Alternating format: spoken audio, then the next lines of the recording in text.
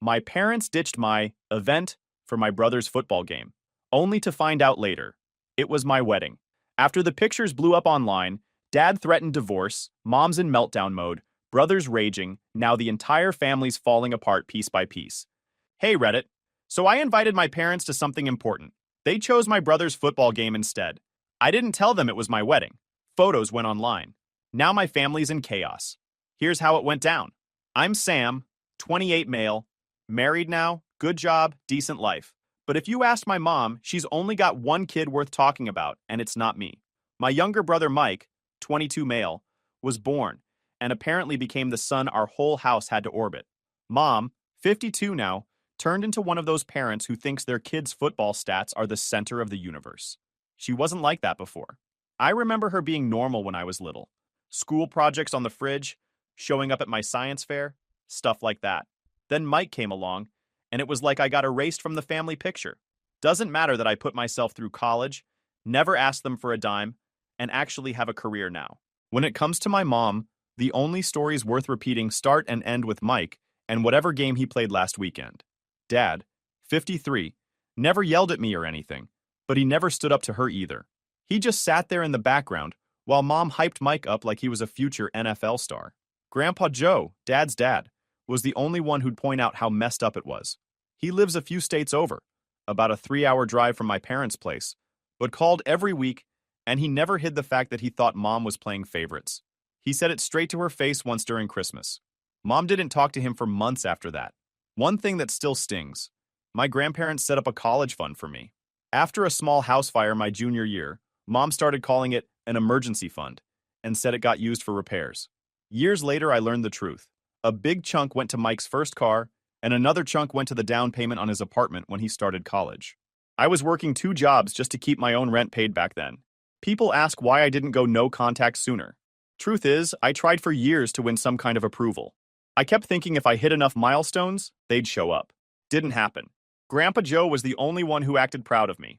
When I graduated college, he mailed me a handwritten letter saying he wished he could have been there and slipped a $100 bill inside because every man deserves a cold drink after walking the stage. That's the kind of guy he is. I met my wife, Nora, in college. We started as friends, both working at the same library desk job. She knew about the family stuff early because she saw it firsthand. Freshman year, my parents visited campus once the whole year because Mike's team had an away game nearby. They didn't even call me to meet up. I found out through Facebook pictures. Nora's the opposite of my family. Her parents show up to everything. Small stuff too. Like when she had a photography exhibit, her mom brought cookies for the whole class. Watching that was weird for me at first. Anyway, the story really starts last year, after one dumb thing Mike did online. But to explain why it hit so hard, you gotta understand the pattern. Mike's been good at football since middle school. I won't lie. He's talented. Got a scholarship to a decent college. But the way my parents acted, you'd think he was already in the Hall of Fame. Mom has a whole room at home full of his jerseys, medals, framed action shots. Meanwhile, I put myself through school with no help, got into tech, moved up slowly. When I bought my first car with my own money, Mom said, "Oh, that's nice." Then launched into how Mike's coach said he might break a record that season. It was like that every time. Grandpa once told me on the phone, "Stop trying to beat your brother at being their favorite. Build your own thing. One day, they'll notice what they missed." And at the time, I thought he was just trying to make me feel better. Turns out he was predicting the future without knowing it. Because one night, about a year ago, Mike posted something on Instagram that started a chain reaction none of us saw coming. It was a short video of him at some party, music blasting, him holding a drink, laughing with his teammates. The caption said, "Some of us chase real goals. Some of us just sit behind desks pretending to be important. Guess which one Mom brags about?" Then a bunch of laughing emojis. Mom liked it. So did a few aunts. One cousin tagged me with an eye emoji. That was the first time I felt something snap a little. Not anger exactly. Just this feeling like, okay, they've made the scoreboard clear.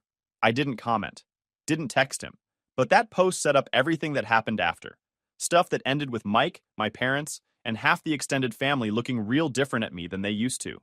And it all started because they didn't bother to ask what event I invited them to.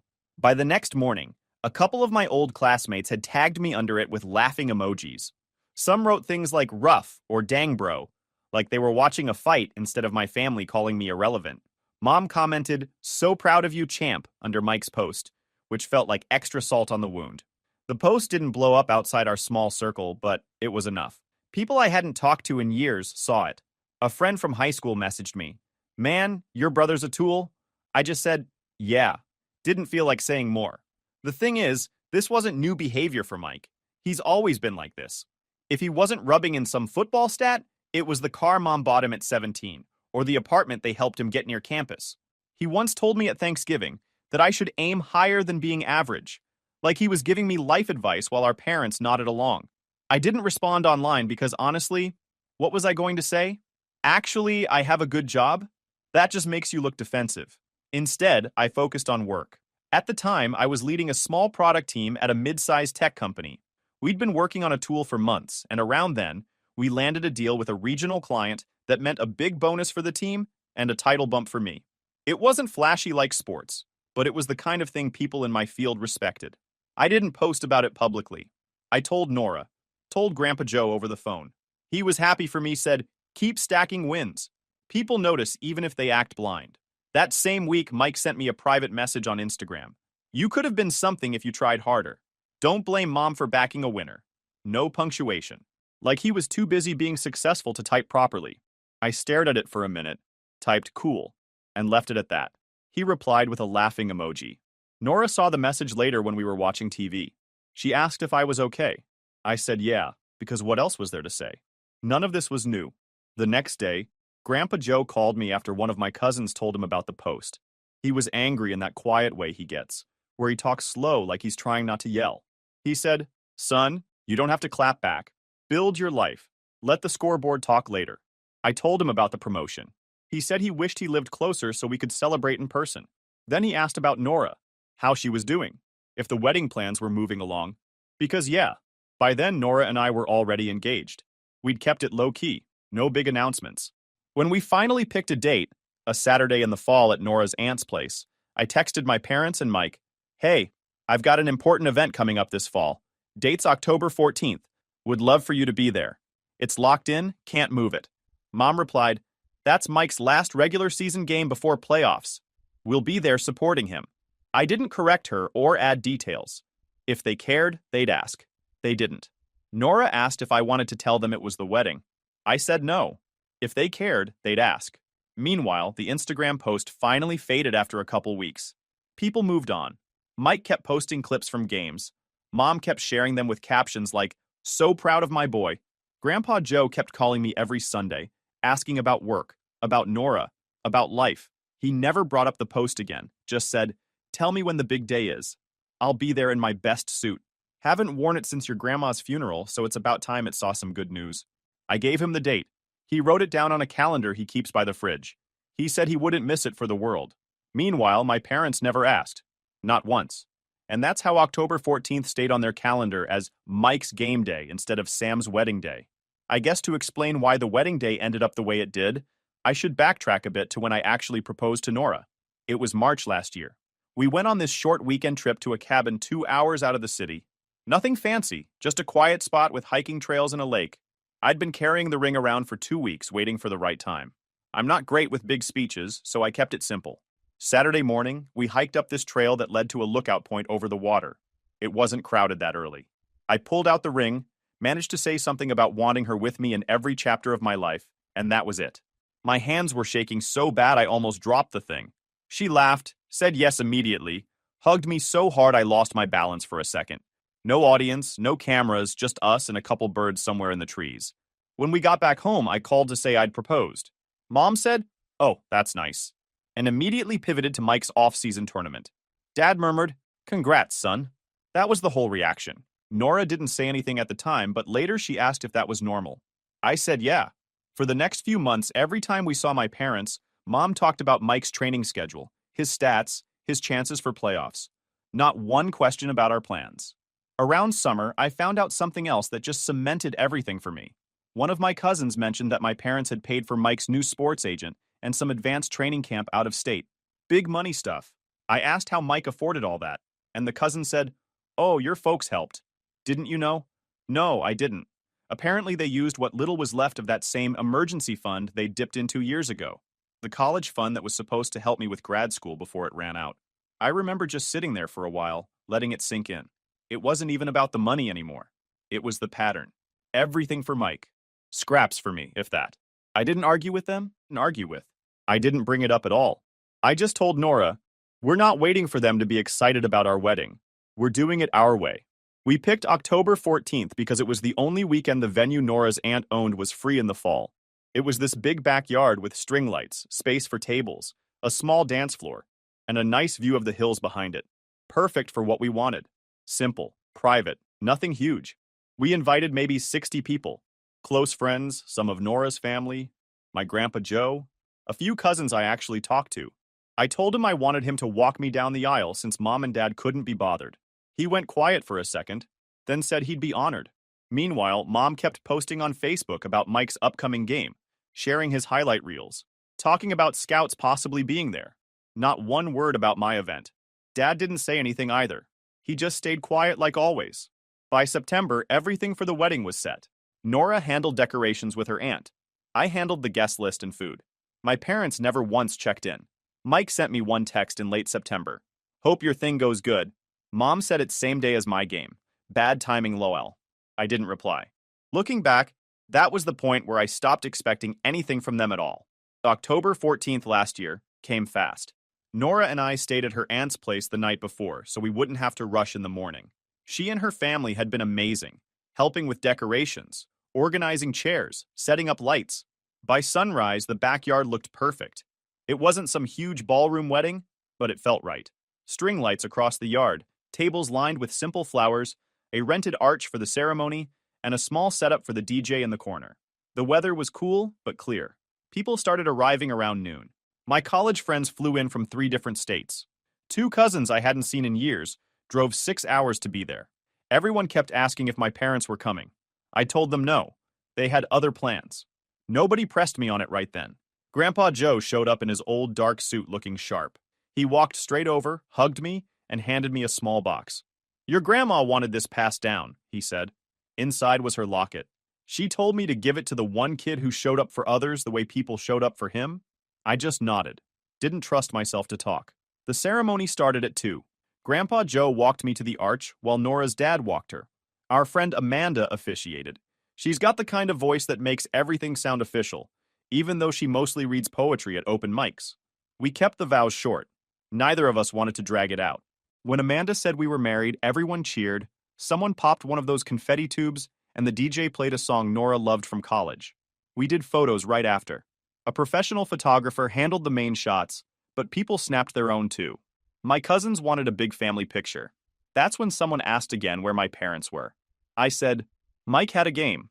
They couldn't make it. A couple of relatives exchanged looks but didn't comment. Grandpa Joe leaned toward me at one point and said, they're going to regret this. Dinner was buffet style. Barbecue, pasta, salad, nothing fancy but plenty of it. Nora's aunt knew a caterer who gave us a discount, and people went back for seconds. We paid for the wedding ourselves.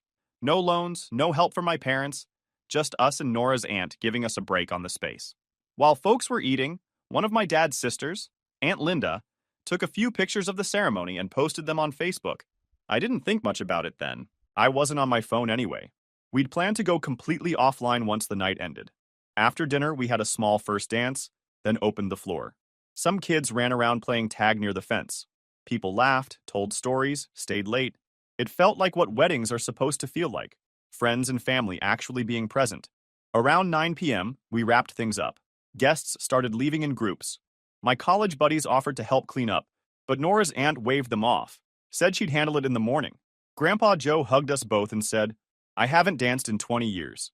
I'm going to pay for it tomorrow, but it was worth it. We promised to call him once we got back from our trip. The plan was simple. We'd leave the next morning for a short honeymoon, no phones, no work, just a week off. We both wanted to disconnect completely. Before bed, I glanced at my phone once. Dozens of notifications already from relatives reacting to Aunt Linda's post. A few messages from cousins saying things like, your mom's comment section is going wild.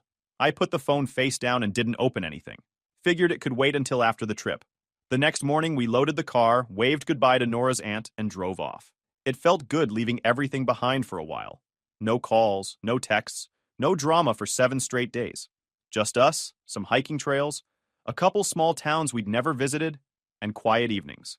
I didn't know it yet, but while we were gone, that Facebook post was spreading through our parents' whole community. People they'd known for decades were sharing it, commenting on it, asking why they weren't at their own son's wedding. By the time we got home, things had completely blown up.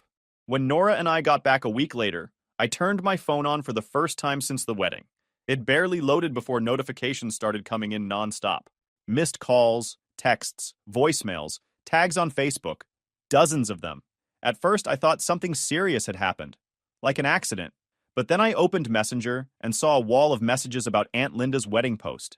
She'd uploaded maybe 10 pictures, us at the ceremony, Grandpa Joe giving a little toast, the dance floor. Her caption said, "Beautiful day celebrating Sam and Nora." Some folks chose other priorities, but the rest of us had a wonderful time. That line, "some folks chose other priorities," was what set everything off. People from our hometown started sharing it with comments like, "Wait, his parents didn't go?" And "Didn't they miss his graduation too?"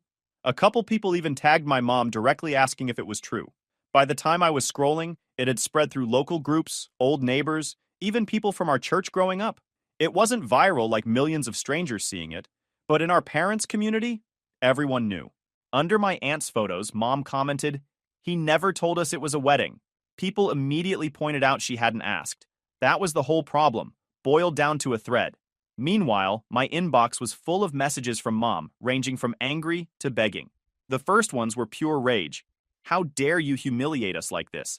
Then, "Your aunt had no right to post that." And the best one, "You should have told us it was your wedding." Like she wasn't the one ignoring my texts for months. After a few hours, the tone switched. "Please call me. We need to talk." Then, "People won't stop messaging me. I can't sleep." And finally, "This is tearing our family apart." Mike sent his own set of texts, full of attitude like always. "Real classy move, bro." Then, "You made Mom look bad on purpose." He even threw in, "You're pathetic for hiding your wedding like that." Like I was the villain here. I didn't answer any of them. The real hit came from Grandpa Joe. While we were gone, he drove 3 hours to visit my parents in person, sat them down in their own living room, and told my dad he was ashamed of him for letting this happen. My cousin who lives nearby said Grandpa didn't yell, but his words landed hard. He told Dad, "You've let that woman run this house into the ground while your son learned to stop expecting anything from you." According to my cousin, Dad just sat there pale, like someone pulled the plug out of him. After Grandpa left, Dad called me. I let it go to voicemail because we were still unpacking. He left a message saying he was sorry, that he felt sick for missing the wedding, that he knew he failed as a father, said he told Mom things were going to change or he was done. That surprised me. My dad's been quiet my whole life. Hearing he finally put his foot down felt strange. Mom kept messaging, though. After the angry ones came the guilt trips. She wrote things like, "I'm your mother. I deserve a chance to explain." Then, "You don't know how hard this has been on me." She even tried, "Your father is talking crazy, saying things he doesn't mean." By the end of the week, she was straight up begging, "Please don't cut us off." Then, "I'll do anything to make this right." While all this was happening, Aunt Linda texted me saying, "I didn't think my post would cause this much drama. I just wanted to celebrate you guys." I told her it wasn't her fault. On top of that, other relatives started calling me. A couple of Mom's sisters were mad at me for making her look bad. They said she was heartbroken, crying all day, embarrassed in front of her friends. I told them she embarrassed herself by skipping my wedding for a football game. Dad's side of the family mostly backed me. A few cousins even posted supportive comments under Aunt Linda's pictures. Stuff like, "Sam deserved better," and "About time someone said it." The whole thing reached another level when Mike's big game, the one my parents chose instead, went badly. His team lost, and he got benched in the second half after throwing 2 interceptions. They still slipped into the playoffs on a tiebreaker, but got bounced in the first round the following week. People online started joking about how he skipped his brother's wedding for that performance. Some of his own teammates commented laughing emojis under posts about it. Mike texted me again after that, furious. Said I'd cursed the season with my drama. I didn't reply. By the end of the week, Dad texted again asking to meet in person. He said he wanted to talk man to man without Mom there first. I agreed, but only after telling Nora everything. She said she'd back whatever decision I made, but didn't want me letting them guilt me into anything. That's when I realized things were only getting messier before they got clearer. Dad, pick the diner 2 towns over, Said he didn't want anyone overhearing. When I got there, he was already sitting at a booth near the back. Coffee in front of him, no food. He looked older than I remembered, like the last couple of weeks had taken years off him. He didn't waste time. As soon as I sat down, he said, "I owe you an apology." I didn't say anything, just waited. He looked at his coffee like he was scared of eye contact. "I should have been at your wedding. I should have been at a lot of things. Your graduations, your games, all of it. I let your mother run everything because I didn't want fights in the house. I thought keeping the peace was the same thing as being a good dad. It wasn't. It was the most direct thing I'd ever heard from him. He said he told Mom if she didn't start fixing things with me, he was done. He'd spent the last week on the couch after Grandpa Joe's visit because he couldn't even look at her without thinking about what Grandpa said. He said Grandpa told him he failed as both a son and a father. Then he said he wanted to start making things right. Not just words, actual changes. He said he wanted counseling, was going to pay back what he took from my college fund even if it took years, and wasn't letting Mom's excuses run the show anymore. He didn't write every check, but he let it happen, and he said as much. I told him I appreciated the apology, but this wasn't something a few checks and therapy sessions would magically fix. He nodded and said he knew. Said he was ready to prove it with actions. We sat there a while, not talking much. When the waitress came, he ordered pie for both of us like that would make things less heavy. It didn't, but I ate it anyway. 2 days later, Mom texted asking to meet too. This time with both of them. Nora came with me. I wasn't going to sit through whatever this was alone. We met at the same diner. Mom looked wrecked. Puffy eyes, messy hair, like she hadn't been sleeping. She started right in with, "You didn't tell us it was your wedding. If you had, we would have been there." And I told her I invited them to an event. And she didn't even ask what it was before saying Mike's game was more important. She tried saying it was a misunderstanding, that she assumed it wasn't major because I didn't push. I said, "That's the problem. You never cared enough to ask?" She started crying. Not quiet tears either. Full-on sobbing into a napkin. The waitress kept glancing over. Mom said she thought she was supporting the child who needed it most. That Mike's career had a window of opportunity, and she wanted to give him every chance. I said she didn't support him. She obsessed over him and forgot she had another kid. I told her about the college fund, the graduations, the birthdays she skipped, listed them out so she couldn't act like this was about one wedding. She kept saying she was sorry. I told her sorry didn't erase years of choices. Dad stayed quiet except to say he was starting counseling, and she should come too. He said things were changing whether she liked it or not. By the end of the meal, I told them I wasn't cutting them off, but I wasn't pretending everything was fine either. I told them if they wanted a relationship, it was going to take time and actual effort. No more one-sided excuses. Mom nodded through tears. Dad just looked tired, but said he understood. The next day, Mike texted asking to meet man to man. We met at the park near my apartment. He showed up in his team hoodie, looking annoyed before we even started talking. He said he was under pressure from scouts, coaches, his whole season falling apart. He said the wedding thing blew up bigger than it should have. I told him it blew up because our parents spent years acting like I didn't exist while he rubbed it in my face. He said he didn't ask to be the favorite. I said, "Yeah, but you sure enjoyed it." He didn't deny it. Just kicked at the gravel near his feet and said, "People hate me now because of this." I told him people hated what he represented, a family that put one kid on a throne and ignored the other. He asked if we were good. I said we weren't enemies, but we weren't brothers either. Not right now. He didn't have anything to say to that. When I got home, Grandpa Joe called to check in. I told him about the talks. He said he was proud I kept my head and didn't get dragged into another fight. "Stick to what you said and let time do the talking," he told me. 2 days later, my boss offered me a lead role on a new product line at work. Bigger responsibility, better pay. I accepted. For the first time in weeks, I felt like something in my life was moving forward, while the rest of them were stuck dealing with the mess they made. By winter, things had settled down, at least on my side. Nora and I moved into a bigger apartment closer to work, and I started the new role leading the product team. The extra pay meant we could finally start saving for a house instead of just talking about it. Dad kept his word about the money. Every month, like clockwork, he sent a small transfer labeled College Fund Payback. Sometimes $20, sometimes $50. Not big amounts, but enough to show he wasn't just talking. He even wrote little notes like month 1 or getting there. It wasn't about the money anymore anyway. It was about him actually doing something for once. He also told me he started going to counseling. Said it was strange at first, but he was learning how to actually speak up instead of keeping the peace by staying silent. I didn't push him for details, just said I was glad he was doing it. Mom went with him a couple times, according to Dad. He said the counselor told her point blank she needed to stop living through Mike's life and actually look at the damage she caused. I don't know if she took it to heart. She did text me a few times saying she was sorry again, but I didn't answer right away. When I finally did, I told her I wasn't interested in hearing more apologies. I wanted to see actual change. If she wanted a relationship, she had to stop acting like nothing happened and start proving things were different now. She said she understood. I wasn't sure if she really did, but at least the conversation stopped being about her crying and started being about what she was going to do moving forward. Mike stayed mostly quiet after that park conversation. He had a rough end to his season. First round playoff exit, no scouts knocking with offers like he expected. He posted less online too, probably tired of people leaving comments about how he skipped my wedding and lost the game anyway. He texted once in December saying people still thought he was the villain of the family. I told him that was because he acted like one for years. He said that wasn't fair. I told him fair would have been me having parents who cared about more than his football stats. He didn't reply after that. On Christmas, Dad came alone to visit us. Said Mom stayed home because she didn't want to make things awkward.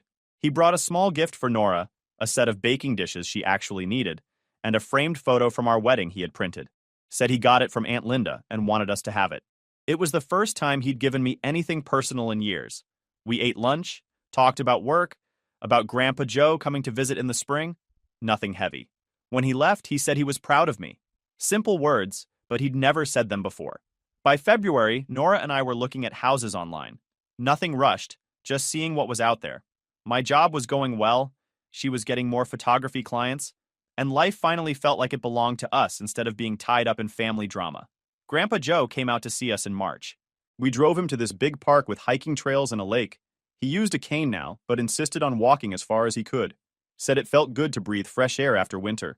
He told me he was proud of how I handled everything. Said most people either explode or cut everyone off completely, but I drew lines and stuck to them. Said that takes more strength than yelling. We sat on a bench looking out at the water. He told me about when he was younger and finally stood up to his own father about something. Said it didn't fix everything overnight, but it changed the way people treated him from then on. Driving back, I thought about how different things felt now. Not perfect, but quiet. No daily drama, no constant texts demanding attention, no fights about Mike. Just my life, moving forward. A week later, I posted one photo from the wedding on my own page. Nothing dramatic, just me, Nora, and Grandpa Joe standing under the lights in the backyard. My caption said, "I'm good. Built my own thing. With people who show up." That was it. No hashtags, no long explanation, no comments left on. After that, I put my phone away, sat on the couch with Nora and Grandpa, and watched the sun go down through the window. For the first time in years, it felt like everything was finally where it belonged.